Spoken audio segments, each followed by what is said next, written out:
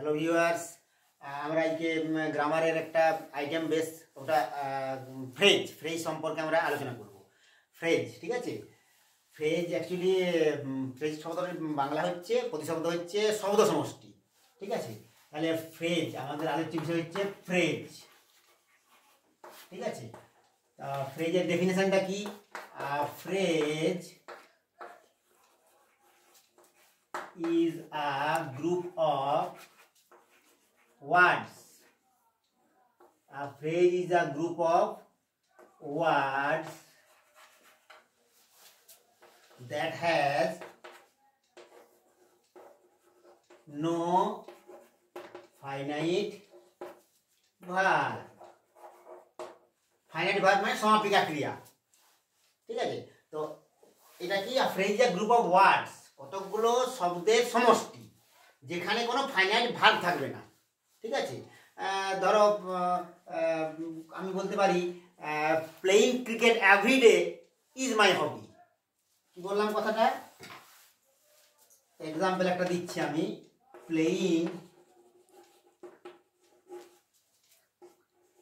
Cricket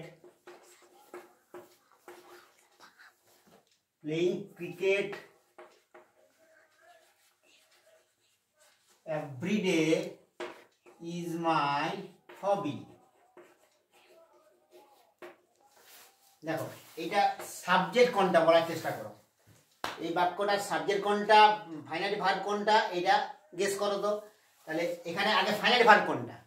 is, সমাপিকা ক্রিয়া। মূল বাক্যটার মানে ক্রিয়াপদ কোনটা? ইজ। আচ্ছা, এরপর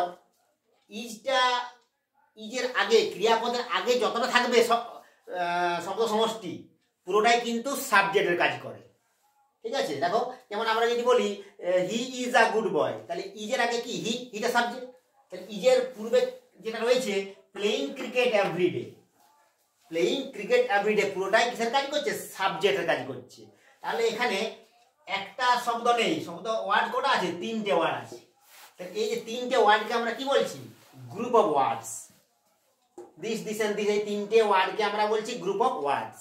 এই গ্রুপ অফ ওয়ার্ডসটা কি করছে? একটা পার্টিকুলার কিছু মানে একটা পার্টিকুলার পার্টস অফ স্পিচকে রিপ্রেজেন্ট করছে। কি হচ্ছে এখানে? না, playing cricket everyday is my hobby. প্রতিদিন ক্রিকেট খেলাটা হচ্ছে আমার শখ, হবি, ঠিক আছে।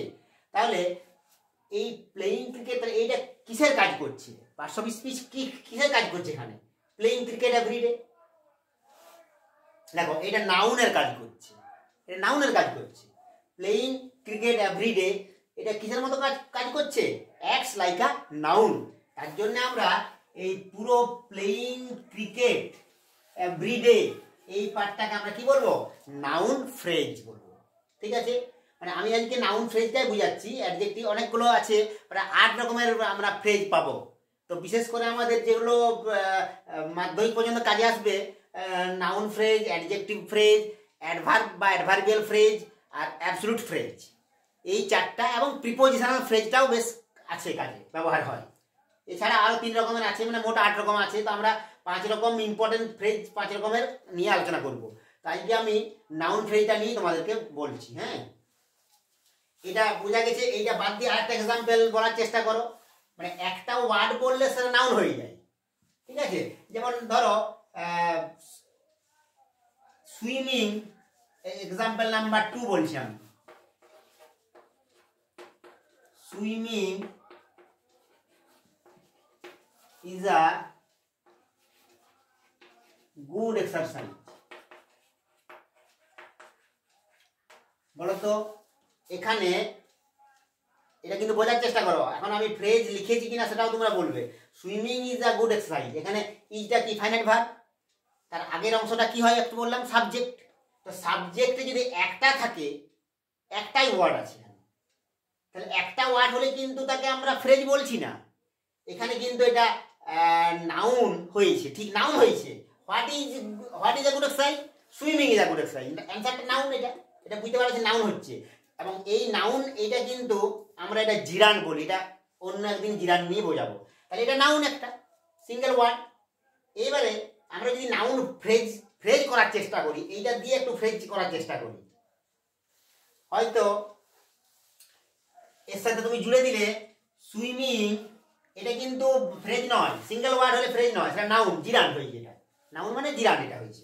তাহলে হয়তো তুমি এখানে এর সাথে জুড়ে দাও যে swimming in the pool, swimming in the river, swimming in the river is my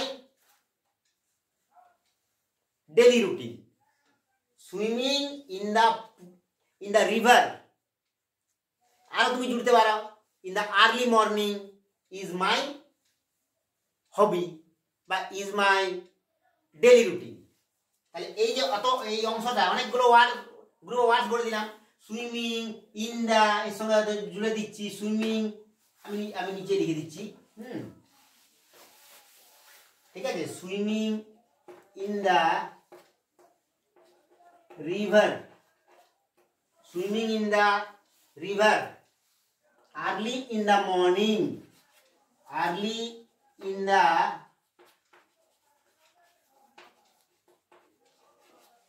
swimming in the river early in the morning is his passion বা is his style। বোঝার চেষ্টা করো, এটা তোমরা বলবে কোন অংশটা ফ্রেজ হয়েছে, এবং নাউন ফ্রেজ নিয়ে আমি আলোচনাটা তাহলে করছি। এটা হ্যাঁ, আজকে আমি নাউন ফ্রেজ নিয়ে আলোচনাটা করছি। Swimming in the river early in the morning is is style, এটা বলো। এখানে ফাইনাইট ভার্ব কোনটা? ইজ, ইজ এটা হচ্ছে ফাইনাইট ভার্ব।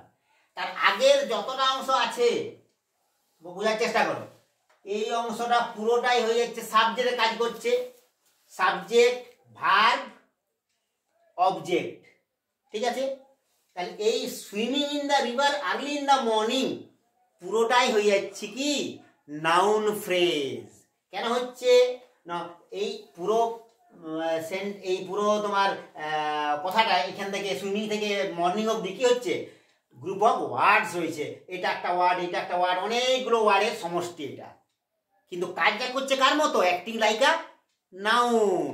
তার জন্যে এই আন্ডারলাইন পোর্শনটা কি বললাম, ইজ আ নাউন ফ্রেজ।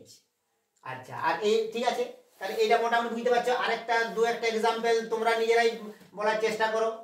আর হ্যাঁ, আমি আচ্ছা ঠিক আছে, আরেকটা অন্য স্টাইলে একটা আমি সব এক্সাম্পল দিচ্ছি। দেখো,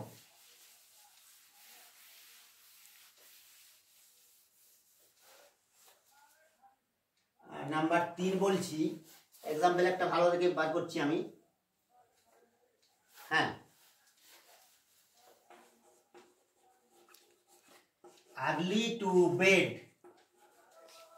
early to bed is a trouble for him।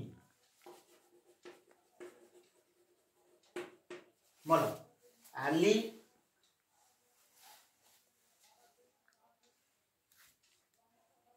না, এটা ভুল হয়ে গেল, কথাটা ভুল হয়ে গেল।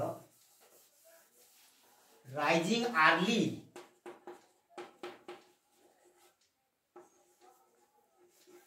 Rising early, rising early from bed, এটা লিখো, from bed is a trouble for him। Rising early from bed is a trouble for him। এই অংশটা কি হচ্ছে, ইজটা কি হচ্ছে এখানে ফাইনাইট ভার্ব, ঠিক আছে। তাহলে ফাইনাইট ভার্বের আগে পুরোটা সাবজেক্ট, এটা কিসের কাজ করছে, অ্যাক্টিং লাইক আ নাউন। কি করে বুঝলাম, what is a trouble for him, যদি আমরা কোশ্চেন করি what is a trouble for him, rising early from bed, এই পুরো পোর্শনটা হয়ে যাচ্ছে নাউন ফ্রেজ, ঠিক আছে, নাউন ফ্রেজ। এক্সাম্পল নাম্বার 4 বলি একটা।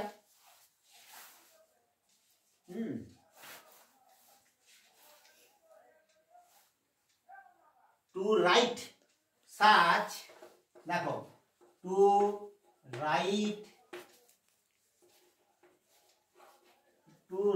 Such rubbish, to write such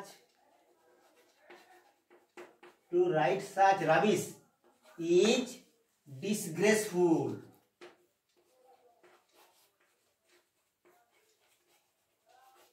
To write such rubbish is disgraceful.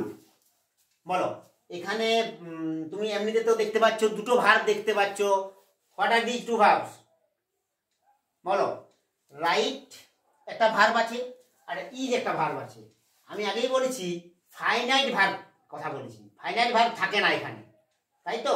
তো এখানে কোন পোর্শনটায় ফাইনাইট ভার্ব নেই আর কোন পোর্শন, দেখো ইজ তো ফাইনাইট ভার্ব, তাহলে ইজ ডিসগ্রেসফুল এই অংশটা তো আমাদের ফ্রেজ হবে না। যে অংশে ফাইনাইট ভার্ব থাকবে না, তার মানে কোন অংশে ফাইনাইট ভার্ব নেই? দেখো এই যে টু রাইট, টু রাইট মানে ইজ ফাইনাইট ভার্বের আগের পুরো অংশটাই তোমার এখানে সাবজেক্টের মতো কাজ করছে, মানে এটা হচ্ছে noun phrase. To write such rubbish, এই সমস্ত মানে জঞ্জালপূর্ণ বা আজে বাজে লেখাটা হচ্ছে অসম্মানজনক।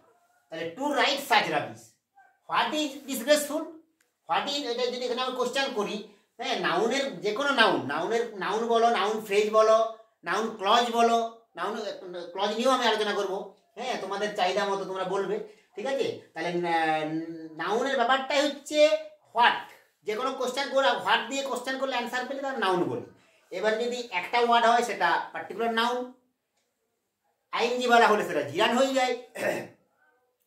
আচ্ছা দা, অফ আর মানে দা দিয়ে কোনো ভার্বের, যেমন দা রাইটিং অফ হিস্ট্রি, এটা তো ওই যে ভার্বাল নাউন হয়ে যায়, এই স্টাইলটা নাউন কিন্তু। আর এখানে আমাদের আমরা কি করছি, নাউন ফ্রেজ করছি।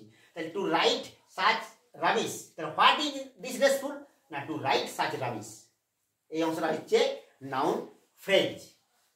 আচ্ছা তোমাদের এই জায়গায় যদি কোথাও বুঝতে অসুবিধা হয়েছে তাহলে আমাকে কমেন্ট করে জানাবে। আর তোমরা অন্য কোনো যে আমাদের গ্রামার বই, পিসি দাসের গ্রামার বই খুব ভালো বই, তোমরা ফলো করতে পারো, হ্যাঁ পিকে মুখার্জি অনেক বাজারে ভালো বই আছে, তো সেখান থেকে প্র্যাকটিস করে আমাকে কমেন্ট করে জানাবে, যে অংশটা পারবে না সেটা আমাকে ছবি তুলে পাঠাবে। আর এটা তোমাদের বন্ধুদের সাথে শেয়ার করবে, লাইক করবে, চ্যানেলটাকে সাবস্ক্রাইব করবে, যাতে করে আমি পরবর্তী ভিডিও আনার অনুপ্রেরণা পাই। Thank you.